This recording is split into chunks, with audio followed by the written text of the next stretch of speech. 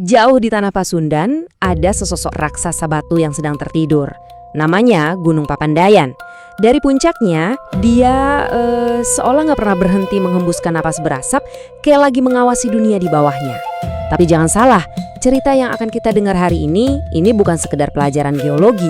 Bukan, ini adalah sebuah bisikan dari masa lalu. Sebuah kisah tentang amarah yang terpendam, yang membara jauh di dalam perut bumi. Nah sekarang mari kita sama-sama kembali ke masa lalu. Ke sebuah zaman di mana di kaki gunung itu pernah berdiri sebuah kerajaan kecil yang sangat makmur. Sebuah masa yang begitu damai sebelum semuanya berubah total. Coba Anda bayangkan, sebuah masa dulu sekali di mana tanah di kaki gunung ini tuh kayak surga dunia. Sawah-sawah warnanya keemasan terhampar luas, air sungai jernih banget mengalir tanpa henti. Rakyatnya hidup damai, tentrem, suara tawa anak-anak bisa terdengar di mana-mana. Mereka melihat gunung itu bukan dengan rasa takut, tapi dengan rasa hormat. Buat mereka, gunung adalah bapak yang memberi kehidupan. Tapi, kedamaian itu ternyata nggak abadi. Langit yang tadinya biru cerah, perlahan-lahan mulai tertutup awan kelabu.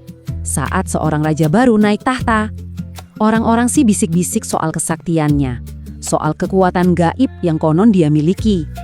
Tapi sayang, kekuatan itu sama sekali nggak dia gunakan untuk kebaikan. Hatinya sudah hitam, penuh dengan keserakahan yang nggak pernah ada puasnya, nggak kenal batas. Dan dari situlah mimpi buruk pun dimulai. Pajak mulai mencekik leher rakyat. Padi terbaik yang harusnya jadi makanan untuk keluarga mereka dirampas begitu saja buat mengisi meja makan di istana. Hewan ternak terakhir, satu-satunya harapan mereka untuk masa depan, diseret paksa sebagai upeti. Pelan, tapi pasti, lumbung-lumbung rakyat jadi kosong melompong. Tangisan anak-anak yang kelaparan menggema Setia Salam, sementara di istana, sang raja malah asyik berpesta pora di atas tumpukan kemewahan yang dia curi dari keringat dan air mata rakyatnya sendiri. Tapi ternyata, emas dan makanan itu semua belum cukup buat dia. Keserakahannya semakin membusuk, berubah jadi sesuatu yang jauh lebih gelap, jauh lebih mengerikan. Dia percaya kalau di puncak gunung itu ada kekuatan purba yang bersemayam. Sebuah kekuatan yang bisa memberinya keabadian, tapi dengan harga yang sangat-sangat mahal. Awalnya dia persembahkan hasil bumi terbaik, terus hewan ternak yang paling sehat. Sampai akhirnya dia menuntut darah. Ya, darah rakyatnya sendiri. Setiap tahun, satu nyawa yang gak bersalah harus dikorbankan di atas altar kesombongannya. Tapi di tengah semua keputusasaan itu, di sebuah desa kecil, hiduplah seorang pemuda yang akan mengubah takdir. Namanya Jaya. Dan kisahnya dimulai bukan dengan pedang di tangan, tapi dengan hati yang hancur. Jaya, dia ini sebetulnya bukan siapa-siapa. Bukan prajurit yang gagah berani, bukan juga bangsawan yang bergelimang harta. Dia cuma seorang anak petani biasa. Tapi takdir punya rencana lain untuknya. Suatu hari, utusan dari istana datang. Sebuah nama dipanggil dan saat itu juga dunia Jaya terasa runtuh. Adiknya, gadis kecil kesayangannya, terpilih jadi korban berikutnya. Dan di momen itu, di dalam hatinya ada sesuatu yang pecah. Rasa takut yang selama ini membelenggunya tiba-tiba melebur dan berubah menjadi lahar kemarahan yang begitu membara. Malam itu, saat seluruh desa diselimuti ketakutan, Jaya nggak bisa tidur. Di dalam dadanya, sebuah keputusan sudah ditempa. Dia nggak akan tinggal diam.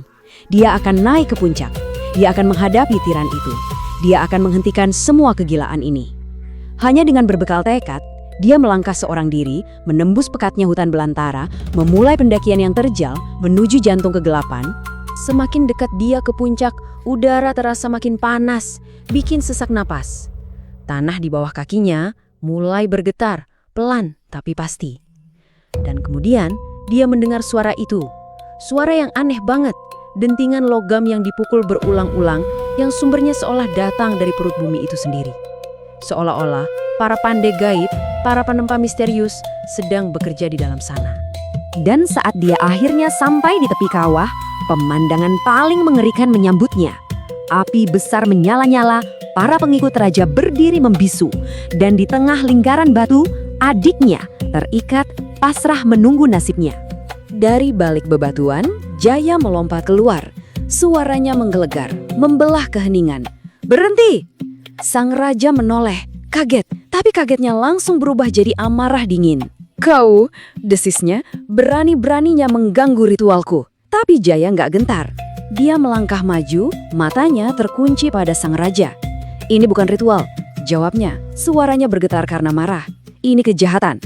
Sang raja tertawa, tawa yang dingin dan sangat meremehkan. Hah, rakyat jelata sepertimu nggak akan pernah mengerti apa arti kekuatan yang sesungguhnya. Dengan begitu angkuhnya, sang raja nggak lagi peduli sama Jaya.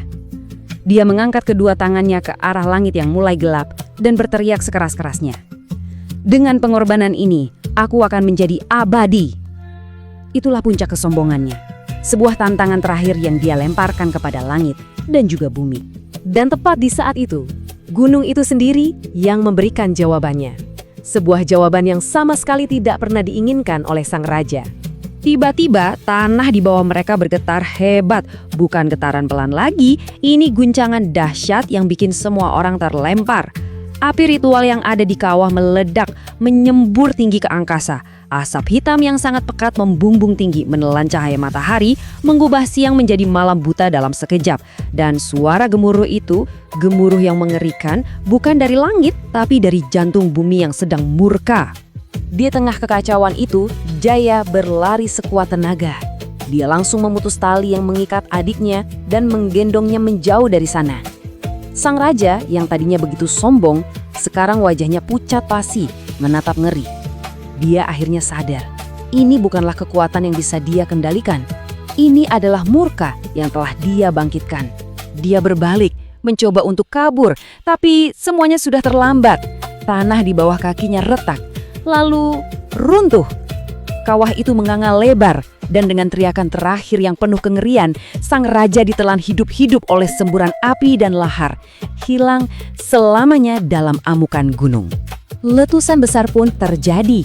Langit menjadi gelap pekat, abu dan batu menghujani bumi tanpa henti. Gulung itu seolah sedang membersihkan dirinya sendiri dari kejahatan manusia. Jaya dan beberapa warga yang selamat hanya bisa menyaksikannya dari kejauhan. Kerajaan yang kejam itu lenyap ditelan bumi. Tidak ada lagi tangisan karena pengorbanan. Dan untuk mengenang peristiwa itu, orang-orang yang selamat memberi nama baru pada Gunung Sang Penyelamat. Mereka menamainya Papandayan. Ya, nama itu diambil dari kata pande atau sang penempah untuk mengenang suara dentingan misterius dari dalam bumi, seolah-olah takdir yang baru sedang ditempa di dalam sana. Hingga hari ini, Gunung Papandayan masih berdiri dengan gagahnya. Asapnya terus mengepul dari kawahnya yang dalam.